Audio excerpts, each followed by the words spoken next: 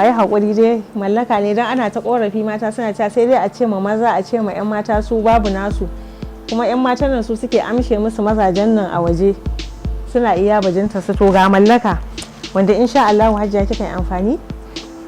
Turaren nan ana ɗiban shi ana siyan shi haka guda ɗaya, kuma ana ɗiban ƙanana kina ganin su. Turaren mallaka kenan wanda in kika shafa oga ya ji ƙanshin ki ko ya kalle ki bai iya ko fita ma, kuma duk wacce take ran shi zai fitar da ita. Sannan ga wata mallaka nan wanda sirri ne wannan, ba ma son maza su ji labarin mu. Idan kika siya aka baki kika kira ni ki ji bayani yanda zaki ce ma oga kar ka matsa can, amma fa ki ji tsoron Allah har sai oga yana cutar da ke sannan fa zaki mallake shi.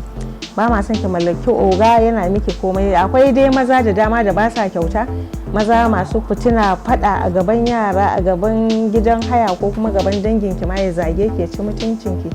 Haka bai dace ba. To ki yi kokari Hajiya ki zo ki samu wannan maganin mallakan. Muna da kala-kala bayan wanda kika gani a hannuna.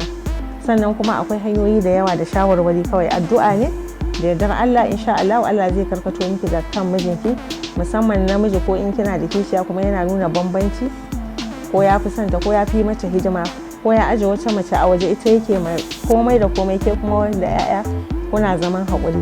Ko namiji fitinanne mai yawon bin mata, shi kenan aikin shi kenan sai dare yake dawa, ko kullun chatin kullun waya da 'yan mata da zawarawa, ke baki da amfani.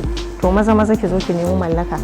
Ga kuma wannan wanda namiji takadari, wani mukulli ne sai ki kulle, idan ya fita shi kenan shi da ya je gurin wata mace ya yi iskanci ko ya zina da ita sai ya dawo gare ki. Amma wannan gaskiya ba kowace mace ake ba sai wacce aka gane tana cikin matsanancin hali, mijinta na cutar da ita sosai akan biye-biyen matan duniya.